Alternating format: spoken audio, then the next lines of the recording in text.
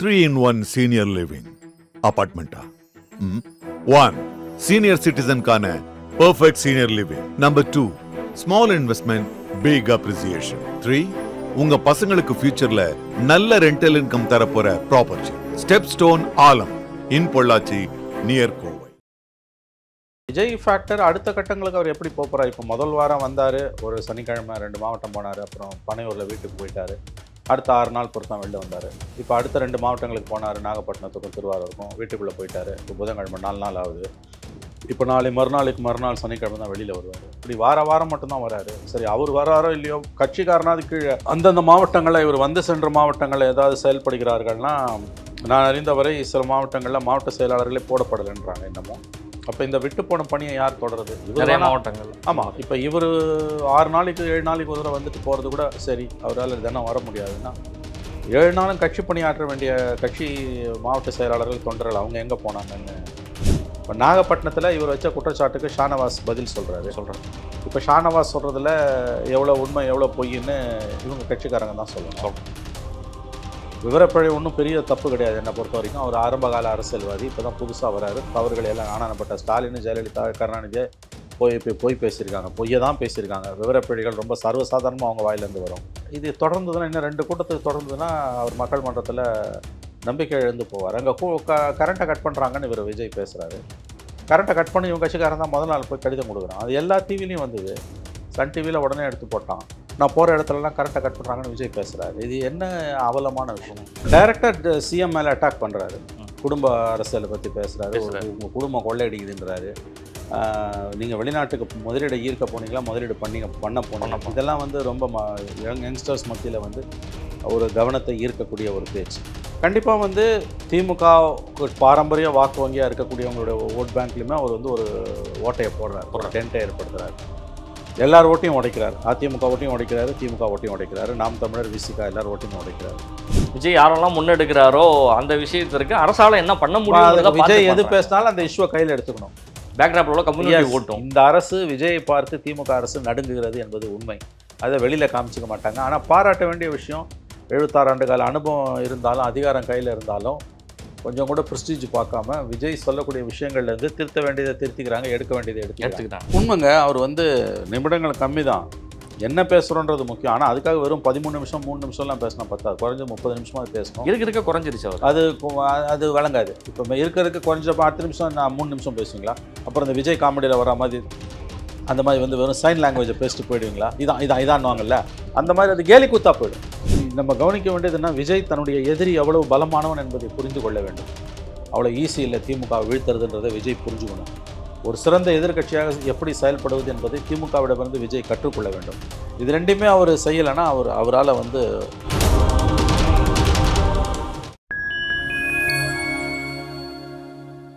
Fine time மீடியாவோட ஒரு special இன்டர்வியூவில் ஒரு சிறப்பு அழைப்பாளராக தமிழகத்தினுடைய ஒரு மூத்த பத்திரிகையாளர் மணி சார் அவர்கள் இணைந்துள்ளார். கேட்பதற்கான கேள்விகள் நிறைய இருக்கின்றன. வாருங்கள் நிகழ்ச்சிகள் சொல்லலாம். வணக்கம் சார். சார் வணக்கம். விஜயோட சுற்றுப்பயணம் தொடங்கி வந்து அடுத்த கட்டத்துக்கும் போயாச்சு. 2ஆம் கட்டமாக விஜய் தன்னுடைய சுற்றுப்பயணத்தையும் மேற்கொண்டாச்சு. நாகப்பட்டினம், திருவாரூரில் ஒரு பெரிய க்ரௌட் ஃபார்மேஷன், திரும்பவும் அந்த போனதை விட பீட் பண்ணி ஒரு அதிகமான க்ரௌடையும், விஜயனுடைய பேச்சு நிமிடங்கள் குறைந்தாலும் ரொம்ப ஷார்ப்பாக நிறைய விஷயங்களை வந்துட்டு விஜய் முன்னெடுத்துட்டு இருக்காரு. எப்படிப்பட்ட தாக்கத்தை தமிழ்நாட்டோட அரசியலில் இப்போ வந்து ஏற்படுத்தியிருக்கு? 2 வாரங்கள் தொடர்ந்து 4 மாவட்டங்கள், திருச்சி, அரியலூர் முதல் வாரம், அடுத்த வாரம் நாகப்பட்டினம் அண்ட் திருவாரூர் பேசியிருக்கார். அதனுடைய தாக்கம் என்பது வந்து நீங்கள் பார்த்தீங்கன்னா, அடுத்த 2 நாட்கள் ஊடகங்கள் அதை பற்றித்தான் பேசின. திமுக உண்மையிலேயே வந்து பல குரல்களில் வந்து அவர்கள் எதிர்வினை ஆற்ற ஆரம்பித்திருக்கிறார்கள். குறிப்பாக திருவாரூரில் விஜய் பேசி அடுத்த நாளே நேரு கூட்டம் போட்டு பேசுகிறார். எங்களை எதிர்ப்பதற்கு உங்களுக்கு தகுதி இல்லை அப்படின்லாம் அவர் பேசுகிறாரு. டிஸ்டர்ப் ஆகிருக்காங்கன்னு தெரியுது. பட் விஜய் ஃபேக்டர் அடுத்த கட்டங்களுக்கு அவர் எப்படி போகிறார்? இப்போ முதல் வாரம் வந்தார், ஒரு சனிக்கிழமை 2 மாவட்டம் போனார், அப்புறம் பனையூரில் வீட்டுக்கு போயிட்டார். அடுத்த 6 நாள் பொறுத்தான் வெளில வந்தார். இப்போ அடுத்த 2 மாவட்டங்களுக்கு போனார், நாகப்பட்டினத்துக்கும் திருவாரூருக்கும் வீட்டுக்குள்ளே போயிட்டார். இப்போ புதன்கிழமை 4 நாள் ஆகுது. இப்போ மறுநாள் சனிக்கிழமை தான் வெளியில் வருவார். இப்படி வாரம் மட்டும்தான் வராரு. சரி, அவர் வராரோ இல்லையோ, கட்சிக்காரனாது கீழே அந்தந்த மாவட்டங்களில் இவர் வந்து சென்ற மாவட்டங்களில் ஏதாவது செயல்படுகிறார்கள்னா, நான் அறிந்தவரை சில மாவட்டங்களில் மாவட்ட செயலாளர்களே போடப்படலைன்றாங்க இன்னமும். அப்போ இந்த விட்டு போன பணியை யார் தொடருது? நிறைய மாவட்டங்கள். ஆமாம், இப்போ இவர் 6 நாளைக்கு 7 நாளைக்கு ஒரு தடவை வந்துட்டு போகிறது கூட சரி, அவரால் தினம் வர முடியாதுன்னா 7 நாளும் கட்சி பணியாற்ற வேண்டிய கட்சி மாவட்ட செயலாளர்கள் தொண்டர்கள் அவங்க எங்கே போனாங்கன்னு கேள்வி எழுது, பெரிய அளவில் எழுது. அப்போ இந்த முதல்ல ஒரு 4 வாரம் 5 வாரம் வந்து இந்த யூஃபோரியான்னு சொல்லக்கூடிய இந்த பதைப்பதப்பு பரபரப்பு இருக்கும். விஜய் விஜய் விஜய்ன்ற பரபரப்பு இருக்கும் முதல் 4-5 வாரம். அதுக்கு பிறகு மெல்ல மெல்ல அது கீழே போக ஆரம்பிச்சிடும். அவர் ஒரு ஆள் ஒன் மேன் ஆர்மியாக இருக்கார். அந்த கட்சியில் மற்றவங்க யாருமே நமக்கு முகம் தெரியல, யாருமே நமக்கு தெரியல. அப்போ அது என்ன மாதிரியான அரசியல் என்ற கேள்வி எழுகிறது. இது லாங் டேர்மில் இது எப்படி போக போகுது, என்ன தாக்கம் என்பது. எலெக்ஷன் எங்கேயோ கிடக்குது, 7-8 மாதம் கிடக்குது எலெக்ஷன். இவர் வந்துட்டு போன பிறகு அடுத்த 5 நாள் 6 நாள் இவர் தலையை காட்டுறதில்ல. இவர் அமைதியாக இருக்கார். கட்சிக்காரன் அந்த பணியை செய்யணும், அவனும் சைலண்ட்டாக இருக்கான். பல மாவட்டங்களில் மாவட்ட செயலாளரே இல்லை, 2ஆம் கட்ட தலைவரே கட்சியில் சுத்தமாக இல்லை. தினமும் 1000 டெவலப்மெண்ட் நடந்துட்டு இருக்குது. எதுக்குமே அவங்க வந்து விளக்கம் கொடுக்கறதில்ல. அந்த காலத்தில் கட்சிகளுக்கு பத்திரிக்கை இருக்கும், இந்த காலத்தில் பத்திரிக்கை கிடையாது. சரி, சமூக வலைதளங்கள் மூலம் ரெகுலராக ரியாக்ட் பண்ணுறாருன்னா அதுவும் இல்லை. விஜயகாந்த் கட்சி ஆரம்பித்த பிறகு 2005 ஆரம்பித்து 6 எலெக்ஷனை சந்திக்கும் போது இதே மாதிரி அவர் வந்து தினம் ரியாக்ட் பண்ணிக்கிட்டே இருந்தார். மக்கள்கிட்ட போனார், கட்சி செயல்பட்டது, பேட்டிகள் வந்துட்டு சொந்தமாக டிவி சேனல் இதெல்லாம் வந்தார். சரி, டிவிலாம் இந்த காலத்தில் ஆரம்பிக்க முடியாத அவசியமும் இல்லை. ஏன்னா வந்து சோஷியல் மீடியா காலகட்டம் இது. விஜயகாந்த் வரும்போது சோஷியல் மீடியா இல்லை. மக்கள்கிட்ட அவர் பேசிக்கிட்டே இருந்தார். இவர் ஒரு தடவை கூட ப்ரெஸ்ஸை பார்க்கல, ஒரு தடவை கூட யாருக்கிட்டையுமே பேசணும்னா இது என்ன அரசியல், இது எத்தனை நாளைக்கு தாங்கும்? சனிக்கிழமை வந்துட்டு போகிறதுன்றது அது கூட சரி, மற்ற நாட்களில் வந்து அவங்களுக்கு மக்களுக்கு இடையூறு வரும்ன்றது. கட்சிக்காரன் ஒர்க் பண்ணல. இப்போ திருவாரூரில் இவர் சொல்லிட்டு போயிடுறாரு. திருவாரூரில் என்ன பிரச்சனை இருக்குன்னு அங்கே இருக்க மாவட்ட செயலாளர் அடுத்த நாள்லேருந்து அங்கே ஃபங்க்ஷன் பண்ணணும்ல. ஃபீல்டுக்கு போனால் நான் போகிறது இல்லை, ஒன்றுமே இல்லையா. ஒரு பொலிட்டிக்கல் ஆக்டிவிட்டியுமே, political activities of TVK are zero. Political activities, தாவகாவோட பொலிட்டிக்கல் ஆக்டிவிட்டீஸ் என்பது அரசியல் நடவடிக்கைகள் பூஜ்ஜியமாக இருக்கிறது. அவர்கள் பூஜ்ஜியத்துக்குள் ராஜ்யத்தை ஆண்டு கொண்டு இருக்கிறார்களா என்பது அவர்களுக்கு வெளிச்சம் இல்லை. இது இப்படியே போச்சுன்னா இது விளங்காது. இதை தெளிவாக புரிஞ்சுக்கணும். வராரு, கூட்டம் வருது, எல்லாம் கரெக்டு. அது ஓட்டா மாறுதா இல்லையான்றதை பற்றி கூட இப்போ கவலைப்பட வேணாம். கட்சி என்ன பொலிட்டிக்கல் ஆக்டிவிட்டீஸில் ஈடுபடுது? What politics they are doing? ஒன்றுமே இல்லையே. எந்த பிரச்சனையுமே முன்னெடுக்கிறதும் இல்லை. லோக்கல் பாலிடிக்ஸ்லையாச்சும் ஏதாவது அந்த மாவட்டத்தில் அவன் ஏதாவது செய்யணும் இல்லை. இப்போ நாகப்பட்டினத்தில் இவர் வச்ச குற்றச்சாட்டுக்கு ஷானவாஸ் பதில் சொல்கிறாரு. இப்போ ஷானவாஸ் சொல்கிறதுல எவ்வளோ உண்மை எவ்வளோ பொய்ன்னு இவங்க கட்சிக்காரங்க தான் சொல்லணும். விவரப்பிழை ஒன்றும் பெரிய தப்பு கிடையாது என்னை பொறுத்த வரைக்கும். அவர் ஆரம்பகால அரசியல்வாதி, இப்போ தான் புதுசாக வராரு. தவறுகள் எல்லாம் ஆனானப்பட்ட ஸ்டாலின், ஜெயலலிதா, கருணாநிதியை போய் பேசியிருக்காங்க, பொய்யை தான் பேசியிருக்காங்க. விவரப்பிழைகள் ரொம்ப சர்வசாதாரணமாக அவங்க வாயிலேருந்து வரும். ஆனால் இன்றைக்கி வந்து உங்களுக்கு தெரிஞ்சே சொல்லுவாங்க, தெரியாமல் இல்லை. விவரப்பிழைகள்ன்றது வந்து சாதாரணமாக வராது, நான் ஒத்துக்கிறேன். கலைஞர் வாயிலேருந்து விவரப்பிழைகள் வராது. ஆனால் வந்து சூட்சமமாக அவர் விஷயத்தை திசை திருப்புவார் விஷமத்தனமாக. ஜெயலலிதா எழுதி கொடுத்ததை படிச்சுட்டு போவாங்க. ஆனால் விவரப்பிழைகள் ரொம்ப குறைவாக தான். இவர்கிட்ட வந்து அந்த மாதிரி வந்து உங்களுக்கு வந்து ஒரு பெரிய அளவில் வந்து உங்களுக்கு வந்து ஒரு அரசின் மீதான கொள்கை ரீதியான தாக்குதலும் இல்லை. விவரப்பிழைகள் அதிகமாக இருக்குது. இப்போதைக்கு அதை மன்னிக்கலாம் விவரப்பிழைகளை.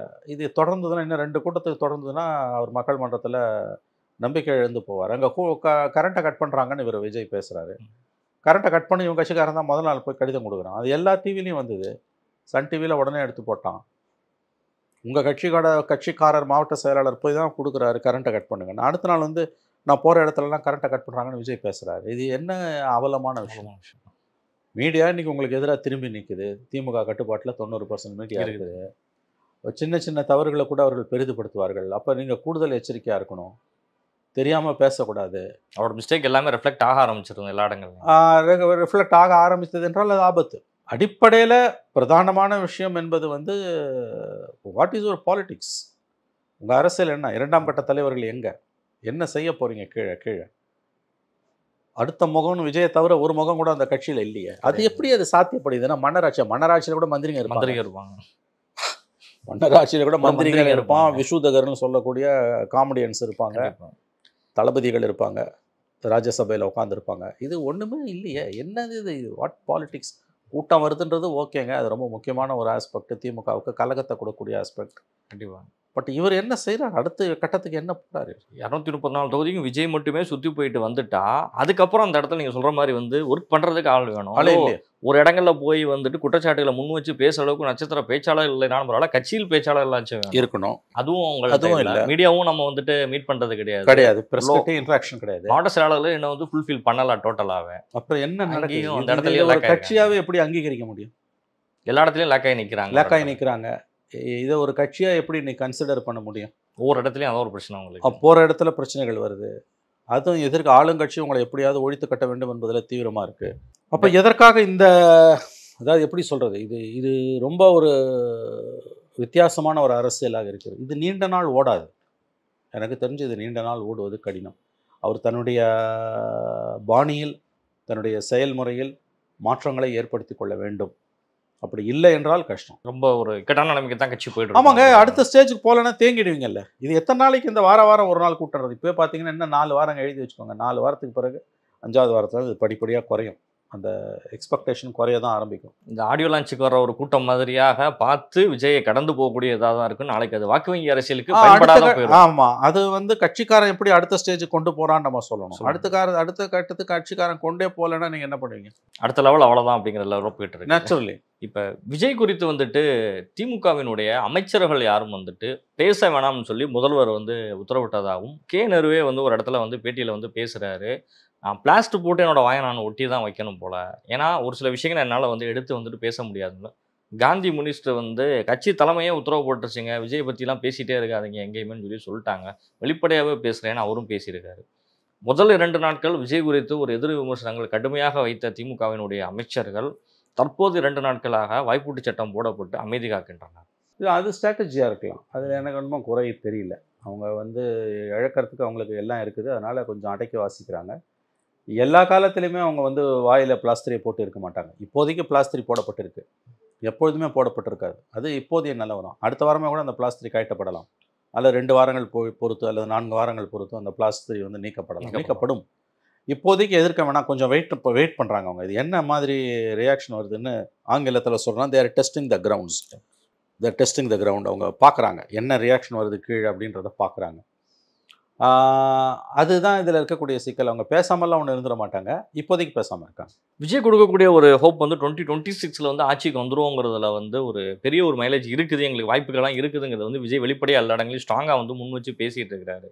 எந்த விதமான தாக்கம் வந்து ஏற்படும்னு நினைக்கிறோம் சார் நம்ம? ஏன்னா இப்போ இந்த ஓட் பேங்க் வந்து திமுகவை கலைக்கிறதுக்கு திமுக மேலே வைக்கக்கூடிய குற்றச்சாட்டுகளும் எந்த அளவுக்கு அவருக்கு பக்கபலமாக இருக்கும்னு நினைக்கிறேன் சார். இப்போ அவர் யங் ஓட்டர்ஸ் வந்து எடுத்துக்கக்கூடிய விஷயங்கள், இது விஜய் எனக்கு பேசுறது சரி அப்படின்னு சொல்லி நமக்கு தோணி எடுத்துட்டு வரக்கூடியவர்கள் புது ஓட்டர்ஸுக்கு அது எப்படி ஒரு தாக்கமாக இருக்கும்? இப்போ டைரக்டாக சிஎம் மேலே அட்டாக் பண்ணுறாரு, குடும்ப அரசியலை பற்றி பேசுகிறாரு, உங்கள் குடும்பம் கொள்ளையடிக்குதுன்றாரு, நீங்கள் வெளிநாட்டுக்கு முதலீடு ஈர்க்க போனீங்களா, முதலீடு பண்ண போனீங்க. இதெல்லாம் வந்து ரொம்ப யங்ஸ்டர்ஸ் மத்தியில் வந்து ஒரு கவனத்தை ஈர்க்கக்கூடிய ஒரு பேச்சு.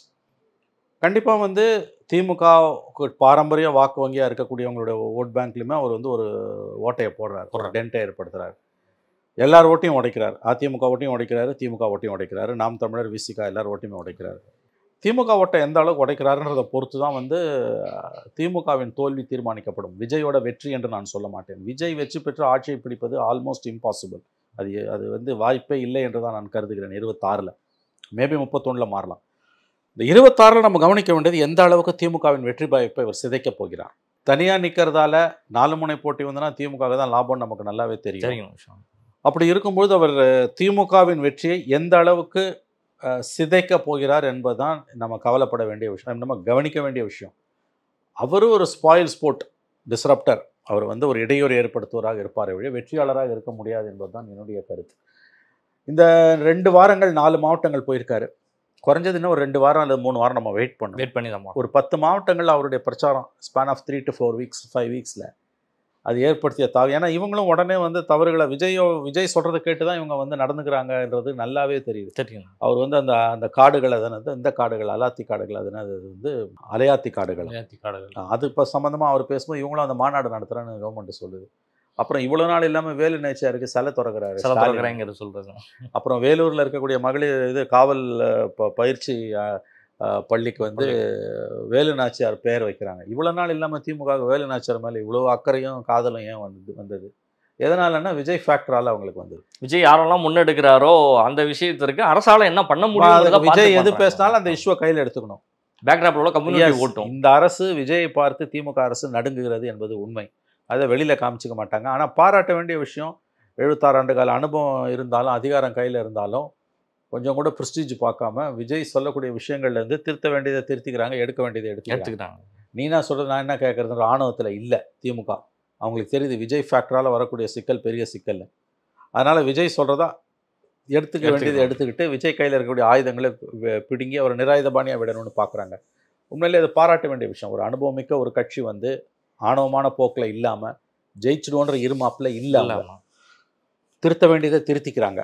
இது வந்து விஜய்க்கு ஒரு சவால். ஏன்னு கேட்டிங்கன்னா அவர் எது சொன்னாலும் அடுத்த கூட்டத்துக்கு ஒரு போகிறதுக்குள்ள அது சரி செய்யப்படுது.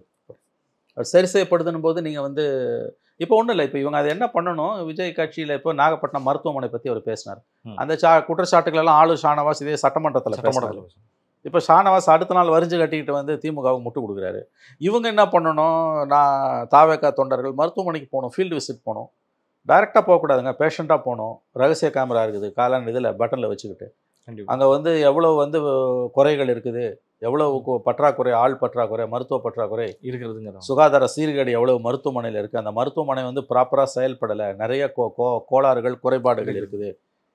வெளியில் தான் இந்த கவர்மெண்ட் பெருசாக அனைவருக்கும் சுகாதாரம்னு பேசுது ஒழிய நகர்ப்புற அரசு மருத்துவமனைகளின் தரம் என்பது ரொம்ப மோசமாக இருக்குது. உதாரணத்துக்கு நாகப்பட்டினத்தில் விஜய் பேசிட்டு போன பிறகு இதான் நிலைமைன்னு விஷுவல்ஸோடு எடுத்து போட்டாங்கன்னு வச்சுங்க. அதுவும் அந்த காலத்துலனா பெரிய கேமரா தூக்கிட்டு போனோம். இப்போ நார்மலாகவே சொல்ல மாதிரி பட்டன் கேமரா வச்சுட்டு நீ போனினாலே பென் கேமரா வச்சுட்டு போனாலே தெரிஞ்சிடும். அங்கே இருக்கக்கூடிய பேஷண்ட்ஸ் கிட்ட பேசணும். இந்த மாதிரி தான் வந்து அரசியலை முன்னெடுக்கணும். இவர் பேசிட்டு போயிடுவார், அடுத்து ஒரு வாரம் பொறுத்து தான் இவர் வெளில வருவார்.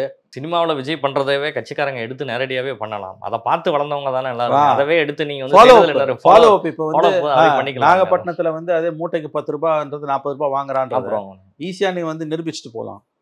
கேமராஸ் இருக்குது. அப்போ இந்த மாதிரி ஒரு 4 இஷ்யூ விஜய் பேசின ஒரு 4 இஷ்யூக்கு ஷானவாஸ் கொடுத்த பதிலடி தவறு, விஜய் சொன்னதான் உண்மைன்றதை அதற்கு அடுத்த 4-5 நாட்களில் உங்களால் ஈஸியாக நிரூபிக்க முடியும். இதுக்கெல்லாம் வந்து புத்தி வேணும்.